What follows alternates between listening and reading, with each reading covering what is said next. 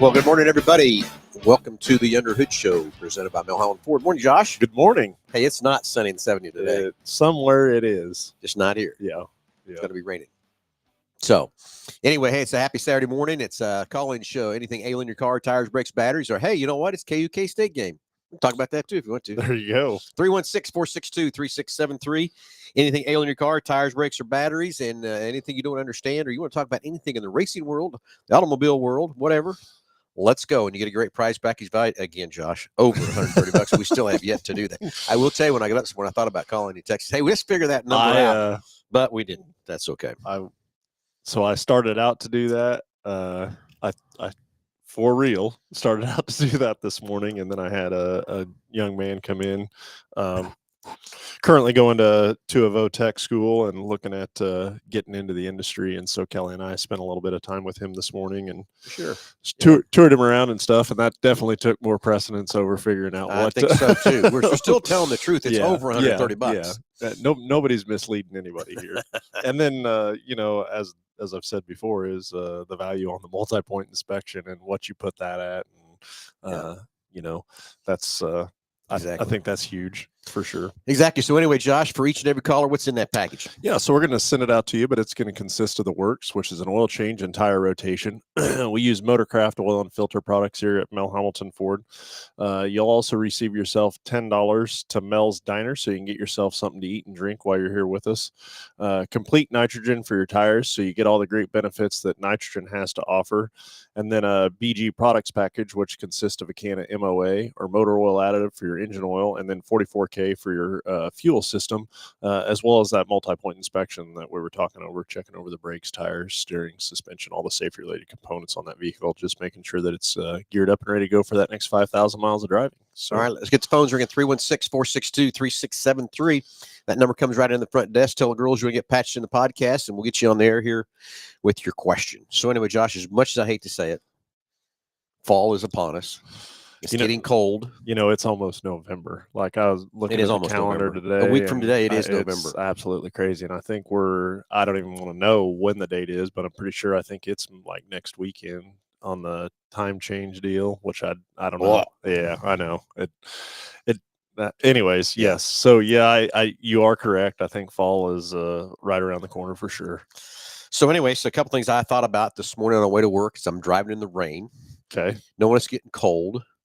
And a couple of things we need to do to our cars as we're running down the highways and doing these 5,000-mile interval services instead of, the 3,000-mile services of some things that I know I want to do. My cars are kind of sitting in storage kind of a situation because you and I get to drive demos. But if I had my car today and it was due for service, what I would do differently because it's winter. Okay. So several things I thought of. Number one is I know for sure that I'm going to do what we call the GDI oil change because I need a service. I got my 5,000 miles done, and I'm going to put that GDI or engine restore is what they call it. Isn't it what it's called? Yeah. So what that is, everybody, is as your engine's driving down the road, no matter what fuel you're putting in it, what driving conditions you're doing there, that engine's developing carbon. And years ago, we had what we called cast iron rings. And those rings wore the cylinder rolls really bad. Mm-hmm. And now we've got these low friction rings, which makes engines spin up faster and build more compression and all that kind of stuff. But what we're finding out there is that carbon still gets behind those rings, but they're more acceptable to getting gummed up and then not being able to move around the cylinder to seal it. It just locks them together and they can't do anything. But that engine restore, or the GDI that we call it, goes in and knocks all that carbon loose off those rings and gets them back doing it what it's supposed to do. Be able to seal up. If I was doing oil changes on my car, I would be doing a GDI every time. I'd put a can of what we do. We put a can of clean of the engine restore in the engine and let it run for about 15 minutes, right? Yep. First real question is, we've got to get it to operating temperature to make it work correctly because it's got to have the heat and the chemical to make it work. Yeah. And I'd be cleaning that engine every time just to keep those rings moving so they'll seal that cylinder off and give me the most compression, the most fuel mileage, and the most power.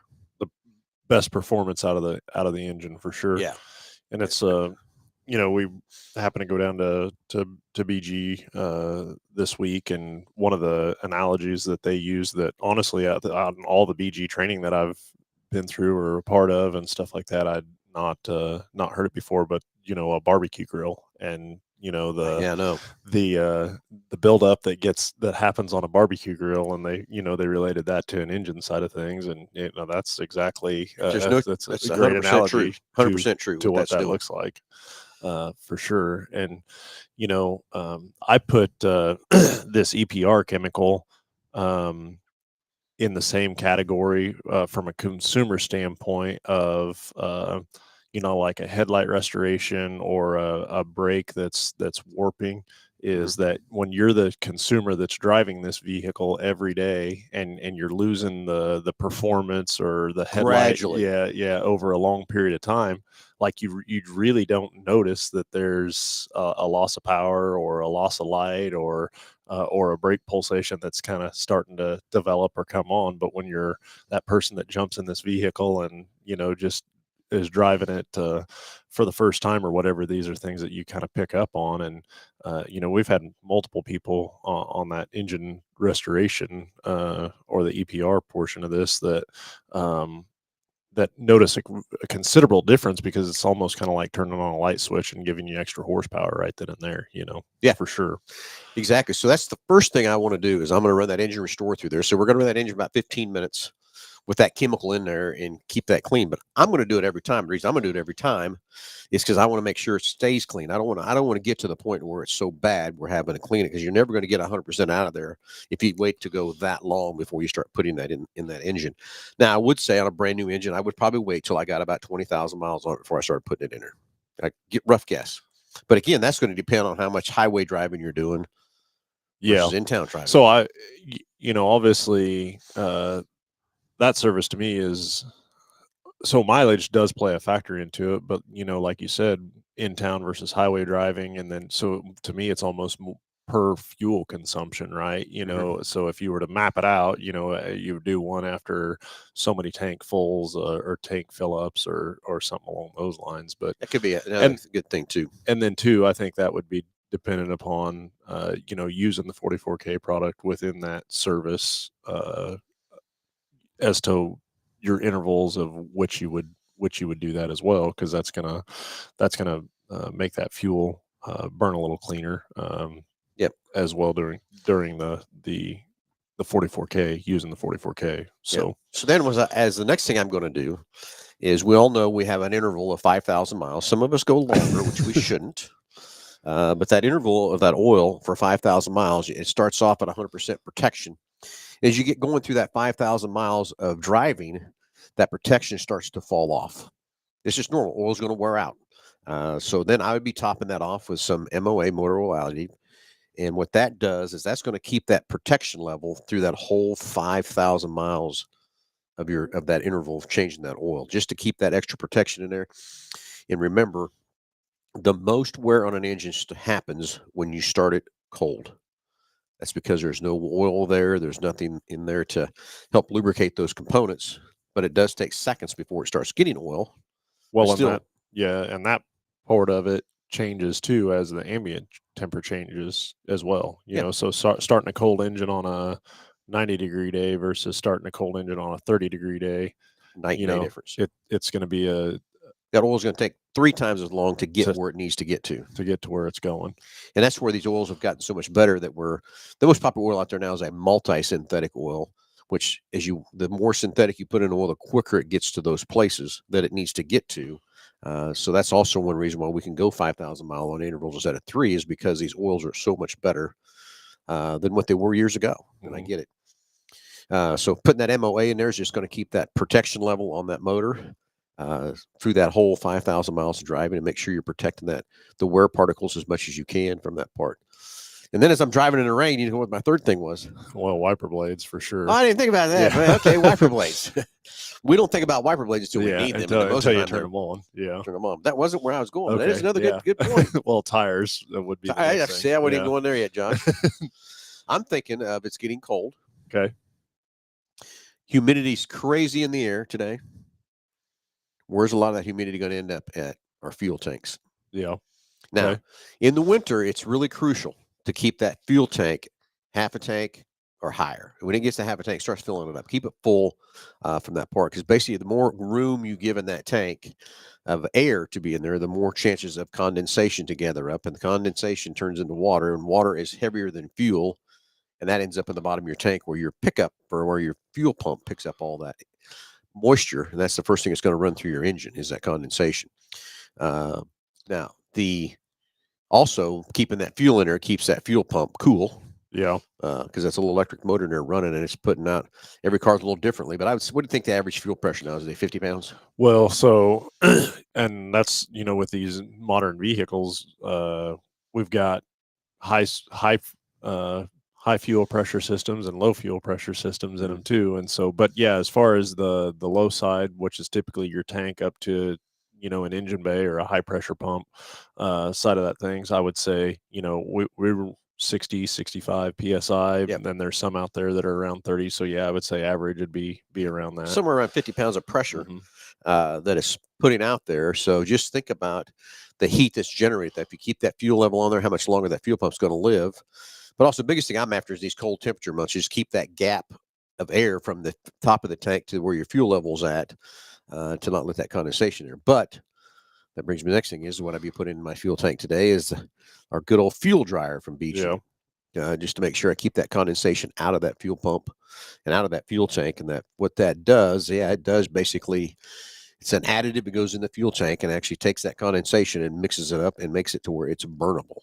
I can't think if it does that, but it does it. Are there more? There got to be more. So There's more scientific too. now, is there more half glass empty or half glass half full people out there? So are there more people out there that run on the top half of their fuel system, or are there more people that run on the bottom half of their fuel system? I'm going to say more on the bottom half. I would agree with that too. But I'm still telling you, you'd save yourself over the long haul of your vehicles and stuff is keeping it on the top. Even the summer months. I mean, even in the summer, as hot as it gets and stuff like that, that fuel pump. Well, and I don't think people even realize, that that's an electric motor and it's in there, and that when you think of fuel or gasoline as a coolant, that's out of the normal, right? Yeah. But it is. It's keeping that little motor cool and all the pressure that's running and all that kind of stuff too. So put a little fuel dryer in there, and there's a lot of those in the market area you can go get it. I'm telling you, there's a lot of them that don't do anything for you. We've had tests over the years of that stuff too. So the real additive or the chemical that needs to be in the fuel dryer is isopropyl alcohol. I can't believe I can say that, but I can say it. That's an awful big word for me. Studied up on that today.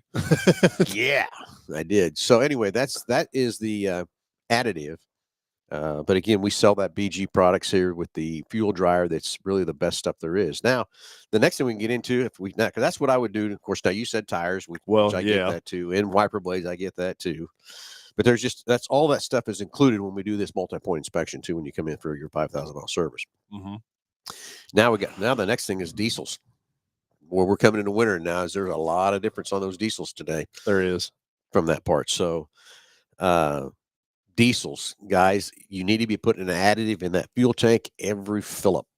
My opinion, because they took the sulfur out of the fuel in those high injection fuel pumps that are pushing all that pressure through there and stuff. They need that lubrication that they don't have now with that sulfur taken out of that diesel. Yeah, sulfur provided a source of lubrication to all these components, and man, just the diesel fuel system, and we're starting to see it now a lot more on the gas side of things too. Is they run at such a higher pressure to make that fuel almost more of a vapor as it's getting injected into the cylinders. With the advancement of direct injection and the higher fuel rail pressures makes these vehicles way more fuel efficient than what they've ever been. But especially when it comes to diesel and the lack of the sulfur in the fuel takes the lubrication out of those components. And when they're running that higher pressures too, it's huge to be able to have them lubricated. So that's one thing it does, but also putting some additive in there to keep that intake clean, keep the valves clean, all that kind of stuff. Because the diesel still are going to make a lot of, I'm going to call it soot. Yeah.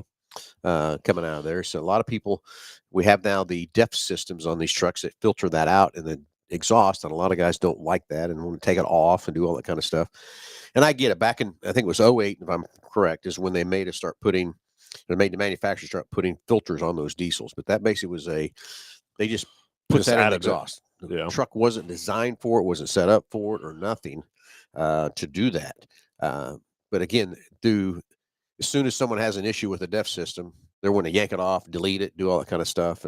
But these new trucks have been designed to run that DEF system, to keep them cleaner and all that kind of stuff. And somebody says, well, you're taking your EGR, you're taking your gases and throwing them right back through there again and breathing the dirty air again. I get that, but it's still got to come out the emissions out the tailpipe that the manufacturer's got to meet. But if you still put some good cleaner through there, keep the oil change, keep the fuel filters changed. That's another thing on the diesels is fuel filters. Fuel filters. Yeah. Keeping them clean and keeping that all stuff in there, these trucks will run forever. But miss oil changes and don't put additives in there, don't change your fuel filters and all that kind of stuff. Well, guess what? Then you are going to start building a whole bunch more carbon in these diesels than what you normally would. And that's when they start getting sluggish and everything else from that part. And they can't breathe because all the air intake runners get clogged up. And I've seen some videos out there that are, I mean, I can't believe it's got that much carbon built in it, but it's just because there's no maintenance.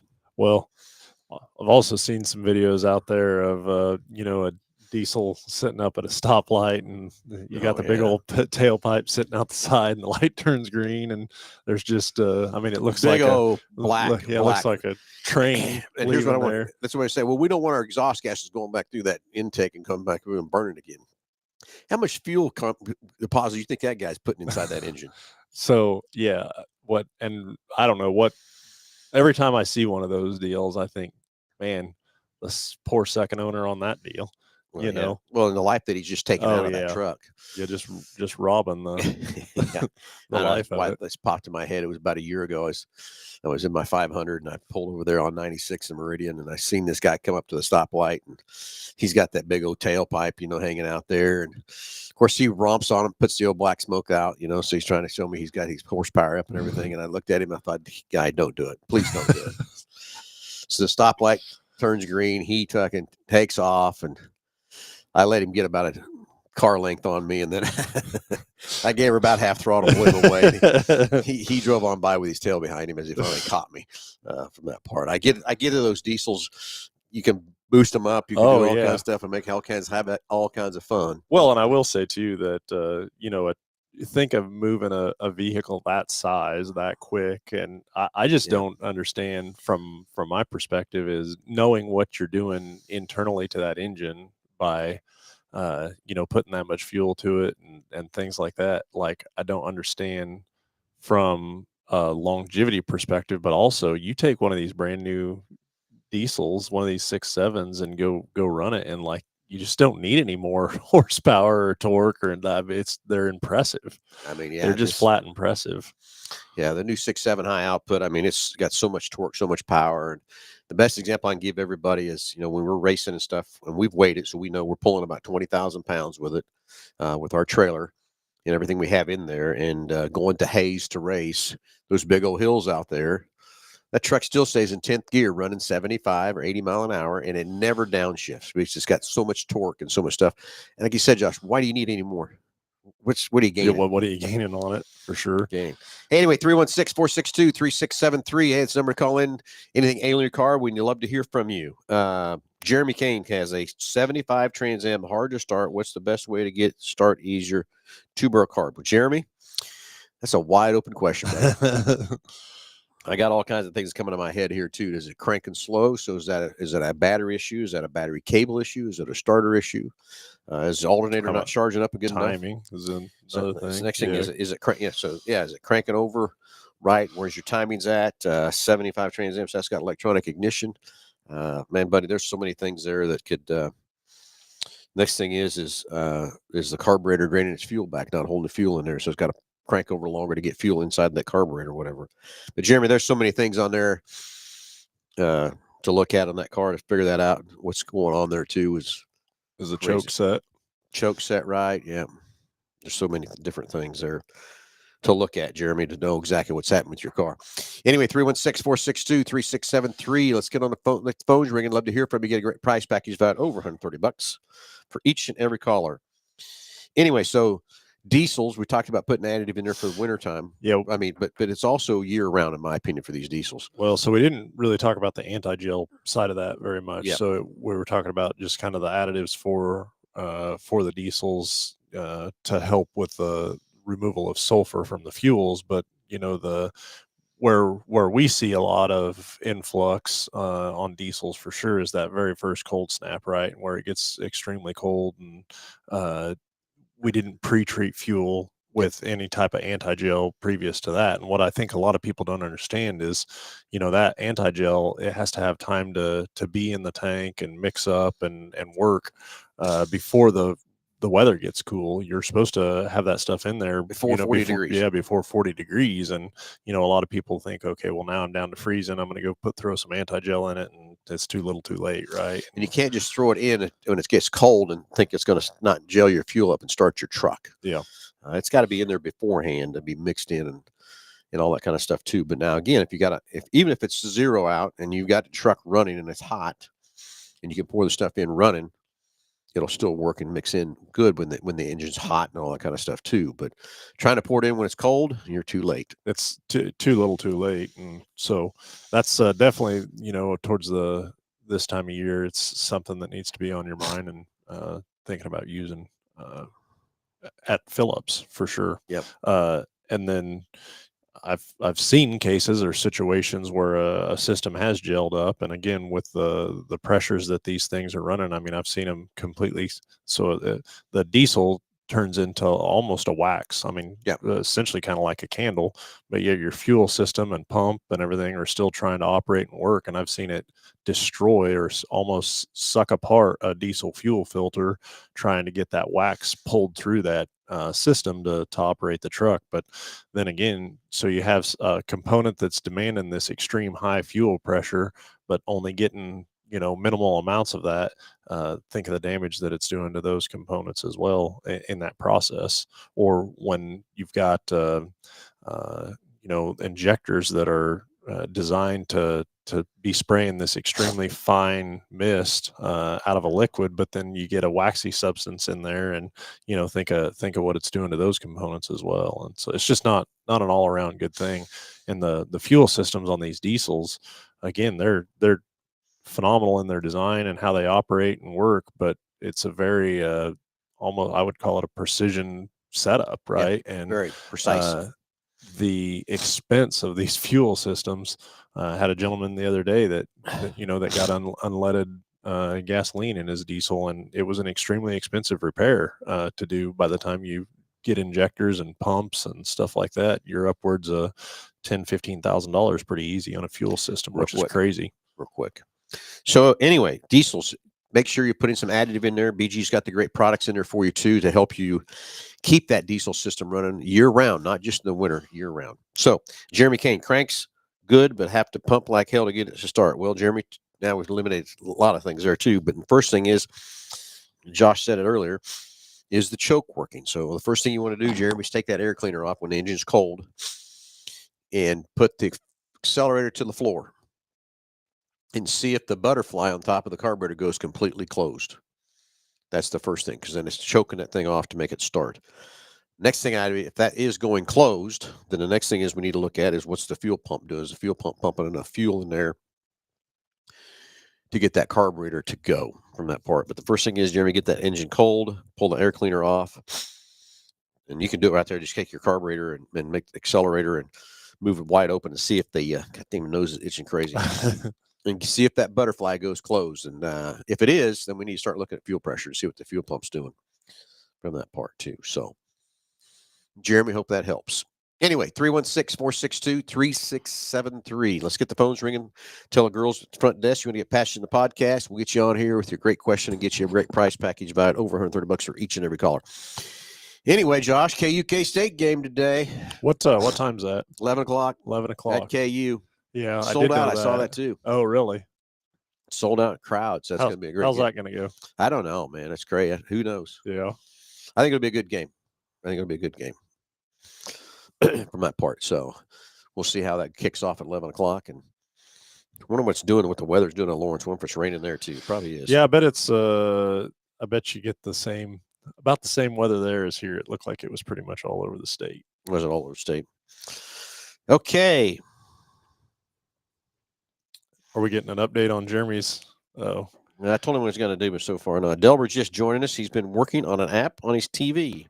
Well, hope you got it fixed there, Delbert. Sometimes I fight around those TVs too, trying to get those apps to work. And I wish the TVs were like a PC, but they just don't work like that. They don't. well, yeah. It drives me nuts. Anyway, so I feel your pain there, Delbert. Getting everything to connect up all the time, right? Yes, drives me nuts. So anyway, Josh, what else is exciting? And kind of talked all about what's getting your car ready for winter, and winter's around the corner. I hate to say that. I can't stand it. I hate it. One of the things I wondered when we were as I mentioned, we went down to BG earlier this week. But what do you suppose the average miles between services that people drive is? The average? Yeah. No idea. I'd hate to guess that number, but I bet it's more than 5,000. You know what I'm saying? Between all the, oh yeah, it's got to be way more. I mean, I'm going to say, I bet it's 10,000, 7,500, 10,000. I mean, it's a number that you're never going to know, right? Just because, and where I guess I was headed with that is just as reliable as these vehicles have become and how they operate and stuff from a consumer standpoint, it's so easy just to go past, just to keep driving them, just to keep, because they run. They'll go. They run. They keep going. We just don't understand what the life we're taking out of our and then the investment we've made in these cars today. Yeah, and then the manufacturers, go through and put these lights on, the service interval lights that come on, and they don't line up with what should be performed with the vehicle and stuff like that. And but anyways, yeah, that's where I was headed with that. And then also the importance of like an EPR. Or a GDI service to go along with that. And if you're one of those consumers that are running more life out of your vehicle than probably what you should be, and then I think going back, kind of beating that multi-point inspection portion of it again is like, okay, now not only just the service on the vehicle and the wear and tear on the engine that's added after that oil is deteriorated and no longer really protected anything, but what about checking the vehicle over and looking at the tires and looking at the brakes and stuff like that? Yeah, it's just not about changing your oil. Like everybody thinks that's what needs to be done. Granted, that needs to be done. I get it. Mm-hmm. But to run that long and not be able to have someone look over a mechanical piece of equipment that wears, that breaks, that's going to have issues. And it's like whenever I sell somebody a new car, the first thing I tell them, I can promise you one thing. It's going to break sometime. Don't know when it's going to happen either, but I will promise you it's going to break because it is. It's a mechanical piece of equipment where so many wearing items and all that kind of stuff, even with all this electronics that's in this thing, 1 minute the electronics can be good. The next minute they're bad. There's no way to predict that or whatever either from that part. So that's why when I'm telling that to consumers, when they buy their cars from me, I'm telling that for a reason, because I want them to buy an extended warranty, a good one like we have, to protect you, not just one that's fly by night, the ones we get involved with, Josh, here, that people buy and everything else too. But you need to have some protection because you just never know when these things are going to break. And a lot of people say, I'll take the gamble, Hey, it's great. Go ahead, take a gamble and see what happens. But I promise you it's going to break. Ran across a new a first time the other day on an extended warranty, and being in this first time situation on an extended warranty, and I don't even remember the name of the extended warranty, and I would certainly share it if I could remember off the top of my head. But so it was one that a customer had purchased, off of a phone call, is the way I understood it from the customer, which to me that's red flag number one, right? But whatever, they had done it. And so I think I was trying to remember the component. It was an oil leak, and I want to say it was leaking from like an intake manifold, something along those lines. Anyways, the labor time guide. So, there's multiple different sources of data out there for labor time standards, but they're all relatively close, right? So there's a Mitchell and an ALLDATA, and a Motors and a Chilton's, and then you have manufactured kind of labor times, and we have access to all these labor times, and this entire job through all these different sources of labor time standards was extremely close. I mean, they were like 14.1 hours to 15 hours in It's order very to close. do On this that job. big of a job.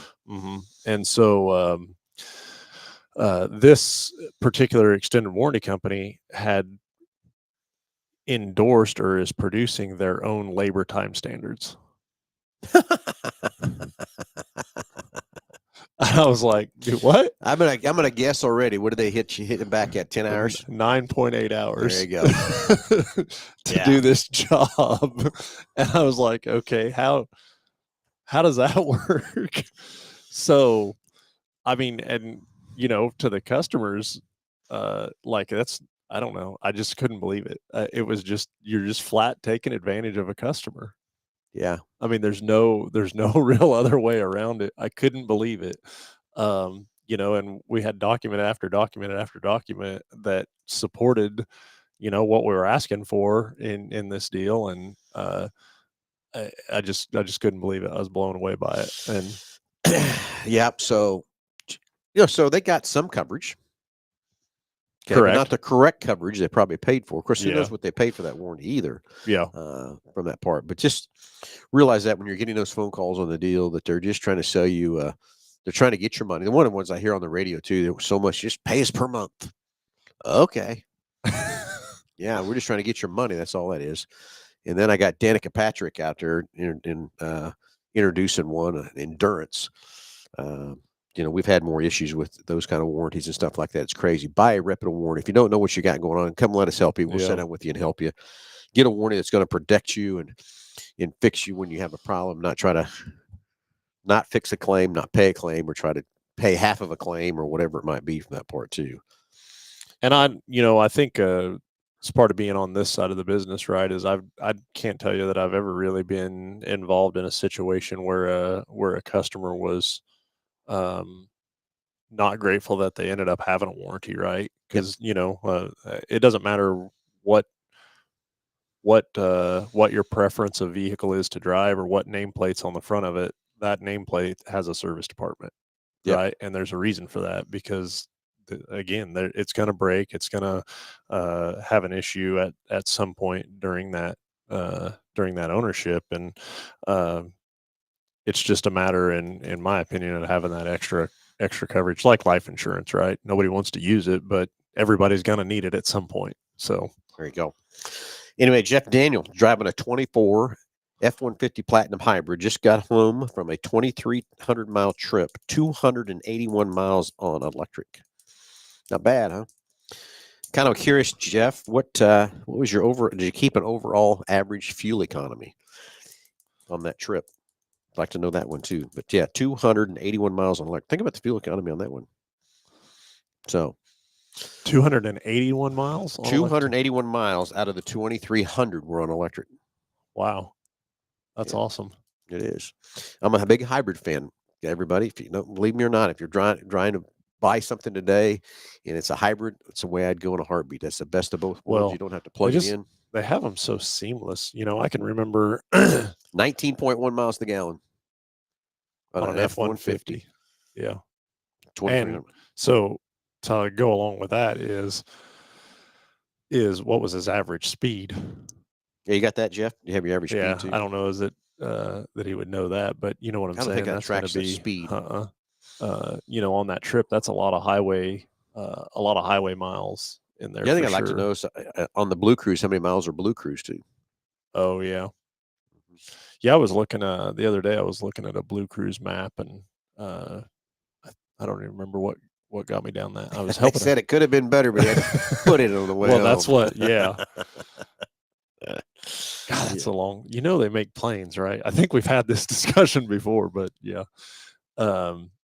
Yeah, they do make planes, don't they? I was looking up a Blue Cruise map the other day, and they are starting to get a lot more areas that stuff covers, and too, just the system in general is getting so much better. now with the 2.0 and the change in lanes and stuff Yeah. like that, for sure. Okay, so to bring that up, I was demoing the Blue Cruise yesterday in my truck. Okay. Yeah, not many Blue Cruise miles because the damn thing only goes to 80. I know, I don't like that. I don't either, understand that. They gotta change that, I'm guessing, Jay. here I before do too long. But anyway, I was demoing that with a customer. And the first thing they said to me was, "It's the easy way to get yourself out of a DUI." Well, hey, easy there.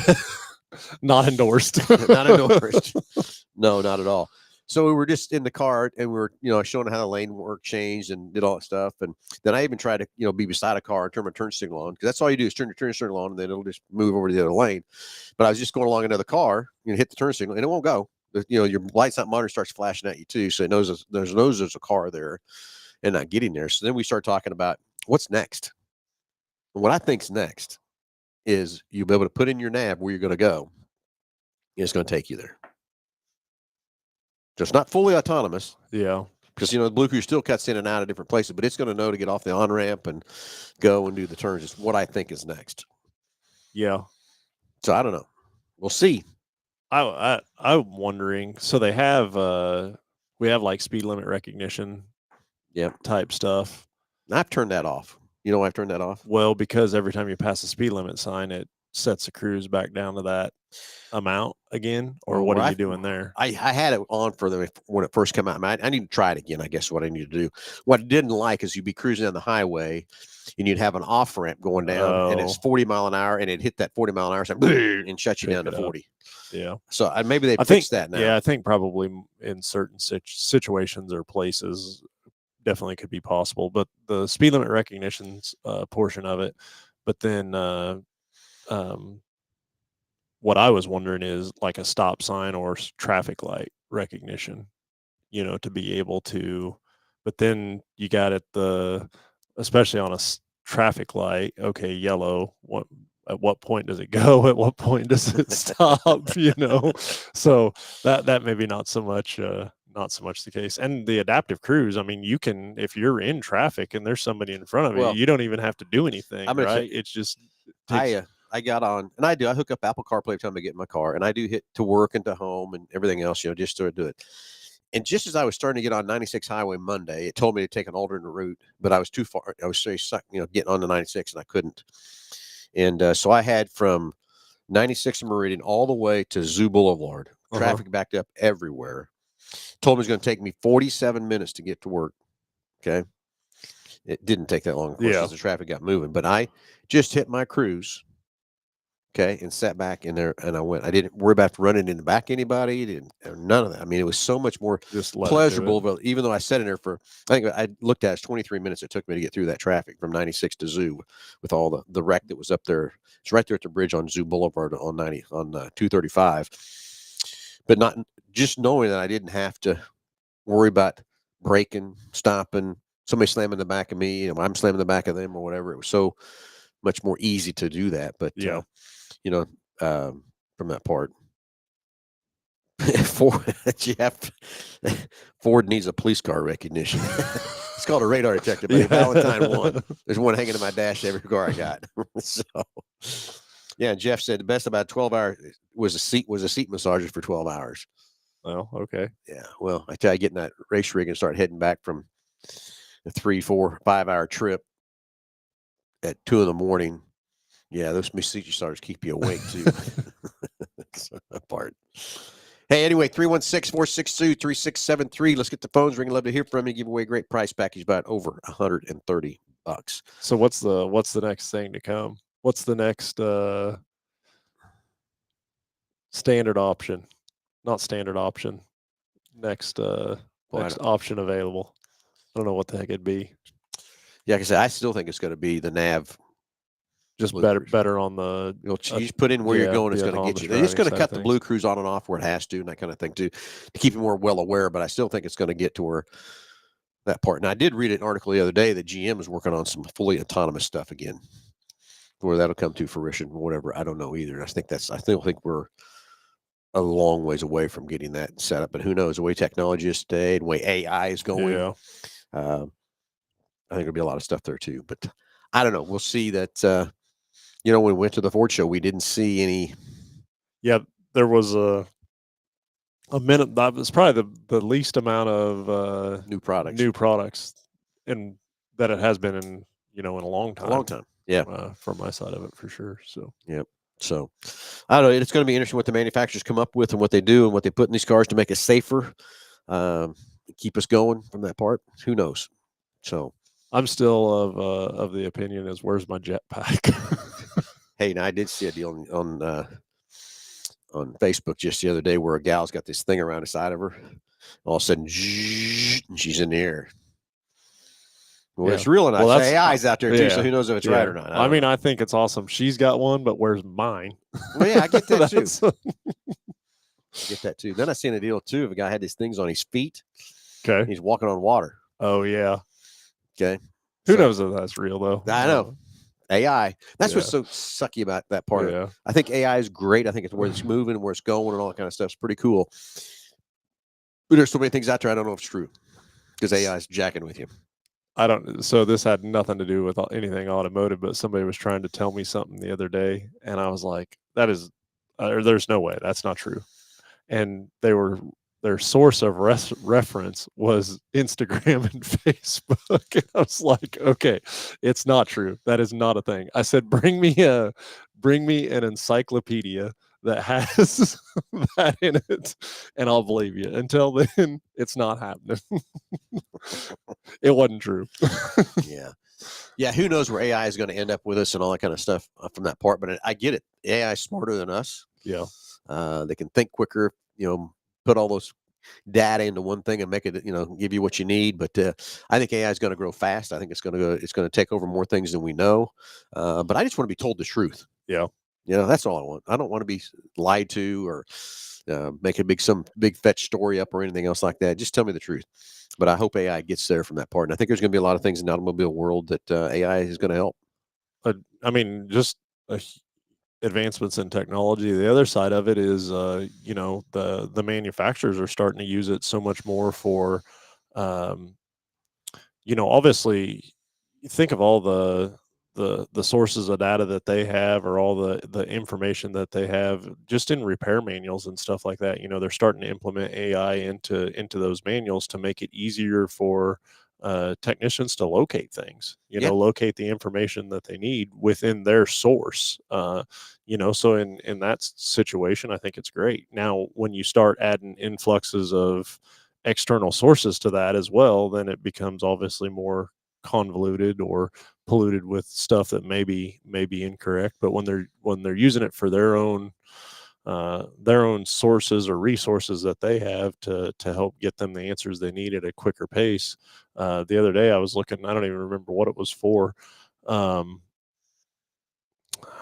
It doesn't matter, but it was trying to help a customer find an answer on a function or a option that they had on their vehicle. And I mean, I was in the owner's manual, I was in the workshop manual, I was in the buyer's guide, I was in the of all the different resources trying to find this. So I think what AI could do to help you right there.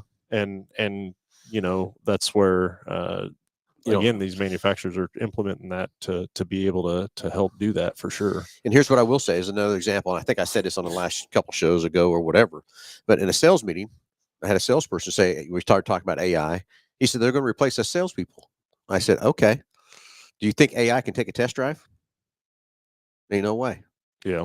Do you think AI can sit there and do a walk around and show the customer all the feature benefits and advantages of that car? Yeah, it can help you get the information it needs, but how is AI going to do that? Okay. Can AI sit down and present numbers correctly with you and give you the right trade values? How's the AI going to help you? Can AI help your trade evaluation? So AI will help enhance your job. I really, truly believe, but it still can't replace a human. Yeah. It's kind of like everybody getting, everybody wants to buy everything online and all that kind of stuff. And hey, I'm a culprit of that too. I think I just got a notification. Amazon was at your door right there. Probably was right. No, don't doubt it a bit. But the other thing of what example I got too is, how do you get a haircut online? Yeah, can't happen. There's so many things there from that part we have to do it. Which was that a personal attack? I need a haircut. Jordan's gonna call you up. I was gonna say. Anyway, I'm gonna vert way back to a story that I got told by probably one of the greatest salespeople I ever known in my life to help. That's taught me a lot of things over the world. But he says, okay, let's go back all the way back to the horse and buggy days. And so here comes Henry Ford and starts bringing these motorized cars in and eliminating horses. Well, all the guys that were in the stable making the saddles and doing all the stuff could have, piston moan and just complained. But there was one guy decided, hey, you know what I'm going to do? Instead of making saddles, I'm going to make belts for those cars. And he adapted to what happens in the world. Mm-hmm. So he took that leather. And that's the first, and that is true. The first belts that were running on those Model A, Model Ts, I can't keep track of what those were. They were made out of leather. And so that guy, instead of making saddles and all the stuff he did with his leather, he started converting what he needed to do. Well, that was clear back in probably 1900s, early 1900s. What's no different what's happening today with AI? We have to learn to adapt and change and grow our businesses and keep people involved by adapting. Well, and I think that's the same mentality that specifically in this industry, every position I think has to do that same thing. Yes, but it's not just automobile world. Yeah. But on the technical side, we talk about that all the time is the adapting, the changing, the understanding the new technology, stuff like that. Because if you don't, you're going to be left behind. Yep. Jeff's got another example. Customer service is 90% of the deal. Yeah. AI can't provide that. There's no way. Agree with that too. No way. Now, can AI take some phone calls and stuff for you? Yeah. Can AI return some emails for you? Yeah. And I will tell you on the new iPhone and stuff, they've got that deal now that can proofread it for you, rewrite it, do all that kind of stuff. I hate to tell you, before I send a text anymore, Yeah. I'm hitting that proofread button, make sure make it's sure it's right. the way And I it look needs at, to be. dang, Yeah. how did I miss that?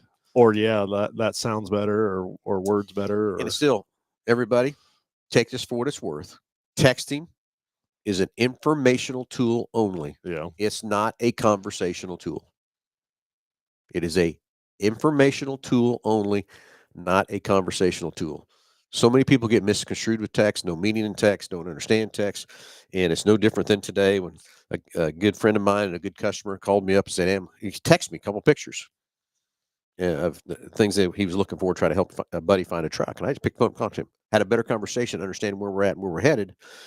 But so many times these texts get going and I get these books of texts and I'm thinking, okay, well, that's the younger generation doesn't want to get on the phone and talk. But I'm just still telling you, a text is a informational tool, not a conversational tool. Yeah, I agree for sure. Whether you take my advice or not, I don't know. It's just my opinion. We all got one. We all suck. Everybody's got, what? Well, it just leaves the door open for misunderstandings, hurt feelings, yeah, everything from that part. So anyway, Josh, it's we're running out of time. It's been a great show. Everybody, the comments coming through have been great. Everybody, keep your car ready for winter because I hate to tell you, it's coming. Can't stand it. Hate it with a passion, but it is what it is. And let's see who wins the KU K-State game today. Who you rooting for? I don't know. You do too. Anyway, and then let's tomorrow is the final cutoff race for NASCAR. See who's going to be the top four heading into the championship race at Phoenix. So that should be an interesting race again from that part too. A lot of exciting stuff going on. Everybody have a great weekend. Have a great Saturday. We'll talk to you next Saturday, 9 a.m. The Underhood Show.